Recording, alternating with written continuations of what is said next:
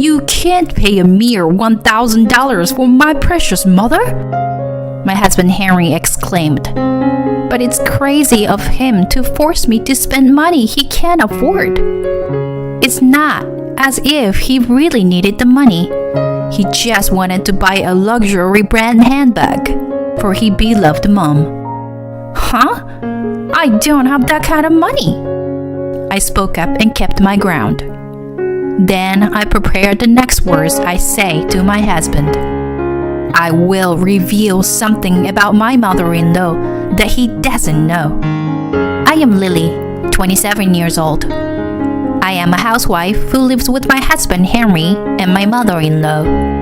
Until recently, Henry and I worked together as bookstore clerks. My mother-in-law started living with us shortly after Henry and I got married. His parents divorced when Henry was in elementary school, and his mother raised him alone. I understand his desire to show filial piety to his mother. So when he asked if she could live in with us, I immediately agreed. However, a big problem arose. Just a week or so ago, Henry was fired from his job. It would be tough to support both Henry and my mother-in-law on my own salary, even temporarily. Just as I was thinking that we had to save money, Henry insisted that I buy my mom a handbag for $2,000. He said that he promised her, so he had to buy it. How could he say that when he was in financial trouble because he had been fired? This is one of Henry's major shortcomings. He announces big gestures that he can't do, and later, when he can't handle it on his own, he panics and relies on others.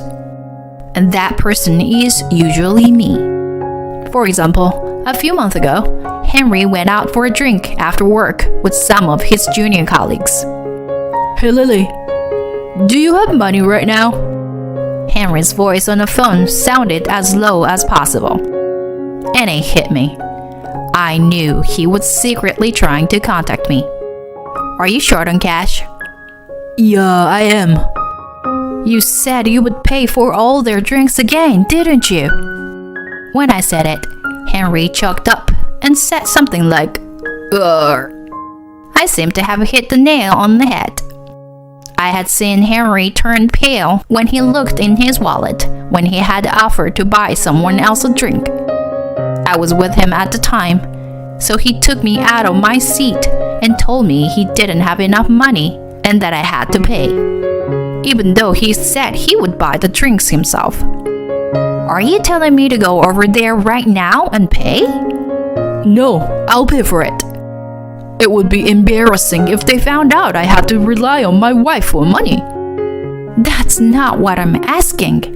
I'm asking if you were telling me to go over there right now." I thought I should have told him not to do anything that he thinks is embarrassing, but I refrained from saying so because it would have gotten me nowhere. Henry matters back to me unreliably. "It's 30 minutes by car. If I go back home now, it will take me more than an hour to get there and back, so I might not make it in time. I'll make it up to you later." "Fine. I mean, you'll have to pay me back." I know. I'll pay you back as soon as I get my next paycheck." "So, how much is it?" When I asked, Henry's voice became even quieter. 100.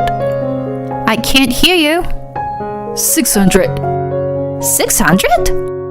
I couldn't believe what I was hearing. How could he spend $600 on drinks after work? That's crazy. How did it become like this? I mean, I'm the oldest one here. Of course I have to tell them to drink as much as they want. You wouldn't normally say that if you don't have money. Also, are you going to make me pay for it all? You at least have some money, right? I only have about $10 in my wallet. Huh? How can you say you'll pay for everyone if that's all you have? No, At first, I didn't think that was all the money I had on me. Even then, it's weird. I'll make it up to you, okay?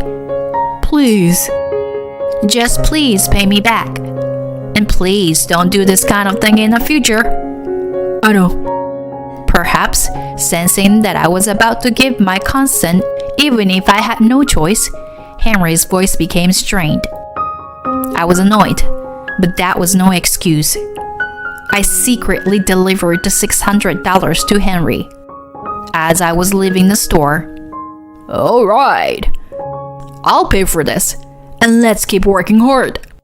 following Henry's words, I heard the man's vigorous replies and thanks. He's so cocky. My fist tightened in frustration. He actually inherited that from his mother. My mother-in-law was also the type of person who took the easy way out and got into trouble later. I realized this when I started living with her. Lily, may I have a word with you? My mother-in-law asked me this on a holiday. Yes, what is it? I have joined a club for adults in their 50s and 60s. I've been asked to be the president. I see. That sounds like a lot of work. Right? My mother-in-law's voice was full of excitement. It's really hard work. I have to make a membership list, prepare for the events we organize, make flyers and other things. I also have to create a blog for the club and update it every day. I had a bad feeling as I listened. So you want me to... Oh yes, I'm not very good with computers, and it's very difficult for me to make flyers and blogs. So, it would be great if you could do it for me. You want me to do everything? This was more than I was expecting. I thought she was asking me to help her, but I didn't expect her to ask me to do all the work. Oh, I'll help you too, but I don't know how to do it. So I have to learn by watching you do it. So I think I'll leave it to you in the beginning. Why would you take on something you can't do? I thought so, but I couldn't say that much to my mother-in-law, who had just moved in with me. So instead I said this. All right, but once you figure out how to do it, then please do it yourself. I have a job, so I don't have much free time. I know. My mother-in-law lowered her voice in disapproval, perhaps because of the spikes in my tone. Then, with a brusque thank you, she turned her back to me. Thus, for some reason, I ended up doing most of the work of the president of the club, in which my mother-in-law participated. Instead of learning how to do it herself, my mother-in-law watched me to do the work once. After that, she would just throw the work away and said, "Well, I have a club meeting, so you take care of the rest," and then leave. After repeating this several times, I had reached the end of my patience. But when I told her I would not do it anymore, she would start crying.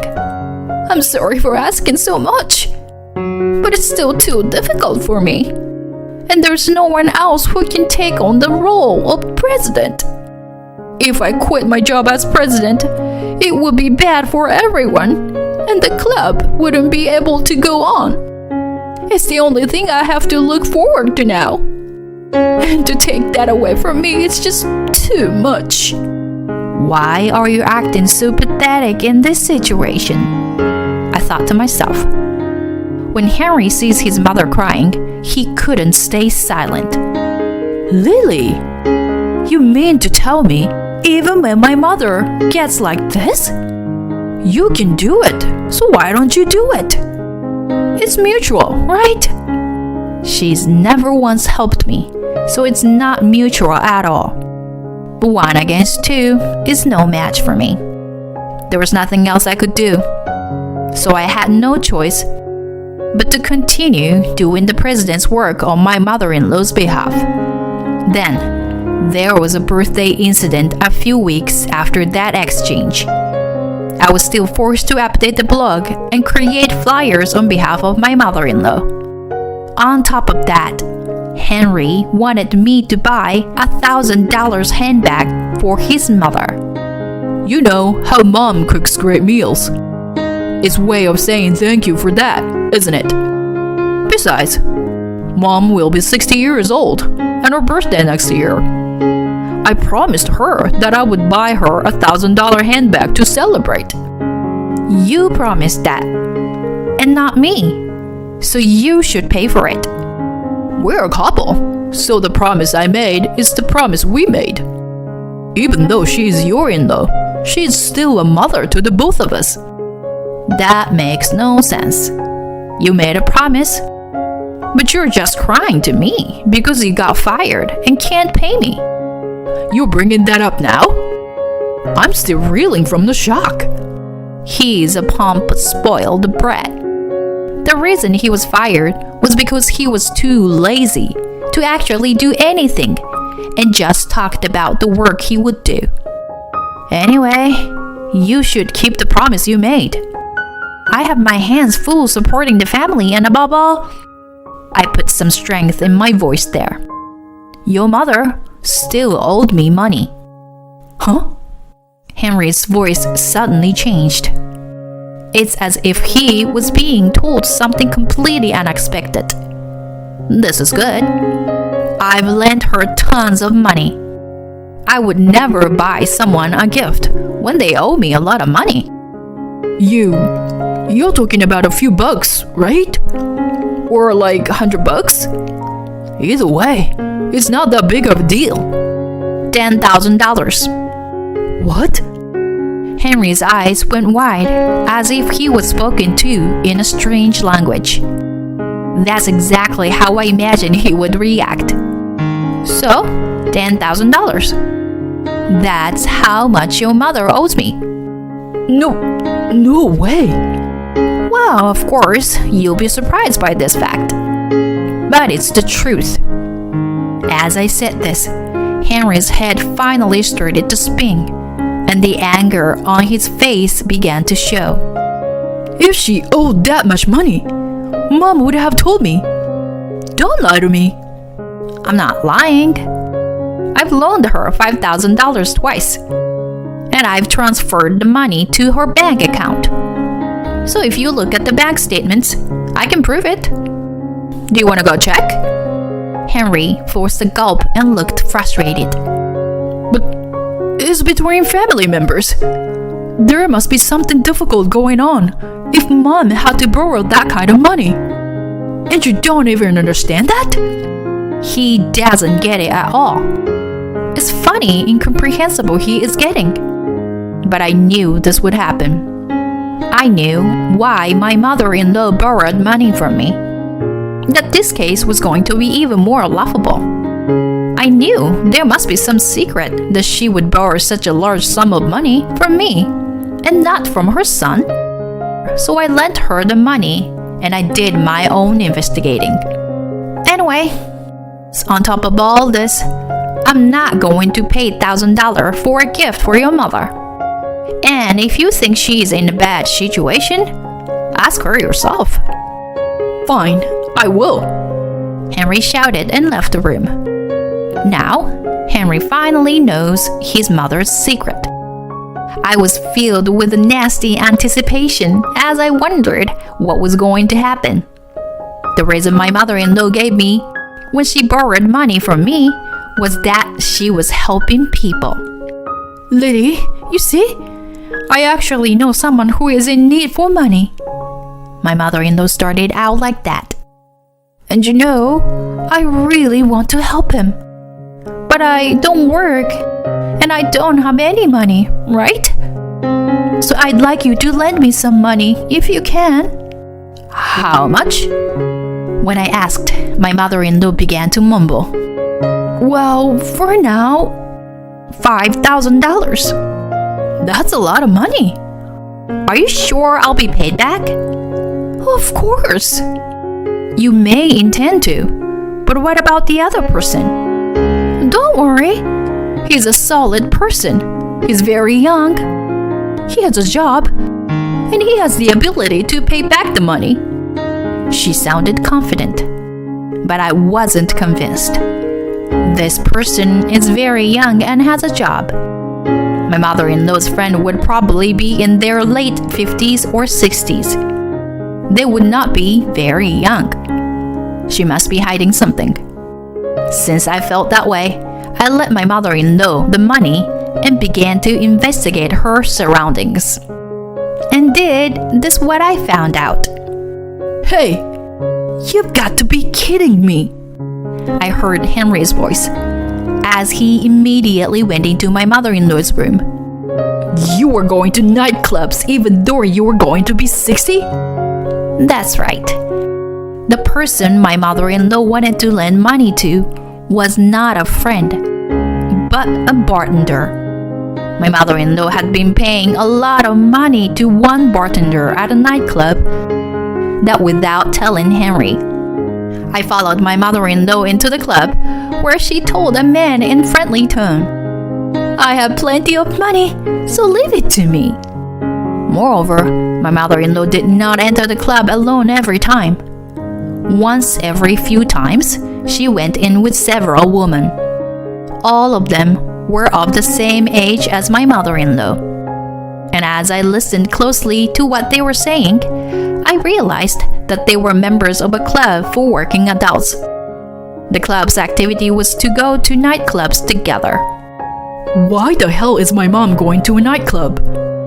Henry kept raising his voice, surprisingly louder than I thought would be possible. I'm her son, and she is flirting with some young guy. How old is that guy? He sounded distraught, as if he had just found out his girlfriend was cheating on him. I was truly disgusted. My mother-in-law explained in a slurred voice, Don't be so angry. I just wanted to spend my few remaining years of life as happily as possible. I put everything about myself on the back burner in order to raise you. Now that you're out of my life, it would be nice to do something I like a little bit. Do you think borrowing $10,000 from your son's wife to do whatever you want is doing something you like a little bit? When I left, both Henry and my mother-in-law looked at me. Lily, you're right. It's crazy to borrow so much money just to go to nightclubs from your son's wife. Henry tried to agree with what I told him before. He was trying to get on my good side, even though he was so condemning of my words earlier. You know, I have something to say to you as well, Henry. You saw me doing all the work for your mother-in-law's club, and you just ignored it. In fact, when I said I don't want to do it, you complained and kept forcing me to do it. And the club activity turned out to be going to nightclubs. So, in a sense, you were telling your mother to go clubbing. Henley's face gradually became distorted. Is it true? His voice trembled as he turned to his mother. She is frozen and a pale face. How do you know that? Henry's voice was hoarse as he said, "Shit," and he glared at his mother with sharp eyes. The club dinner party you were talking about was actually a nightclub outing? You've got to be kidding me. Henry, you have every right to be angry with your mother, but don't you feel bad for me? You should apologize to me properly before blaming her. You coerced me, and your own mother borrowed a lot of money from me to go and pay for clubbing. Henry looked at me annoyed. We can talk about that later. Excuse me? I was angry. So you mean that you don't think what you did to me and what your mother did to me is a big deal? Hey, you're being annoying. I said we can talk about it later. At Henry's words, I thrust a piece of paper on the table. They were divorce papers that I had already filled out. If that's the only way you can handle this, I'm divorcing you. I can't do it anymore. What? Henry's eyes widened as his voice suddenly became thin. What are you talking about? Divorce all of a sudden? Of course. You've been fired. You have no income, and you are forcing your wife to spend $1,000 on a gift for your mother. You already forced me to do what your mother should have done, and you don't feel bad about it, and you don't think anything of it, when your mother owed me a lot of money. Both you and your mother are terrible people. I took a deep breath. In the meantime, even if you don't agree to a divorce, I'm leaving this house. I've had enough of you and your mother. Wait, don't say that. If you want me to apologize, I will. My mother-in-law suddenly became distraught and hung on to me. She kept begging me to stay, so I responded to her coldly. I told you that I was fed up with you too, didn't I? Cut the crap and stop fake crying to get what you want. I packed up and left, leaving Henry, my mother-in-law, and the divorce papers behind. Then, I rented an apartment and started living alone. I have not informed Henry and my mother-in-law about the new house so that we can be completely free of each other. After consulting with a lawyer and working toward a divorce, I finally got around to filing the papers. I am also asking for alimony and, of course, the $10,000 I lent to my mother-in-law to be returned. I don't know how she intends to get the money, but I don't care about that. I have no intention of getting involved with these people in the future, except for alimony and repayment of the money I loaned. However, not long ago, I happened to pass by the house we used to live in together, and saw that the land had been cleared. They must have sold the land. Henry had been fired. He will not be able to make a living, and he also has to pay the alimony and the money he owes me. It is only natural that he would run out of money. But it is all his own fault, and I want him to take full responsibility. After my divorce, I no longer feel exploited or forced to do anything, and I am enjoying my life.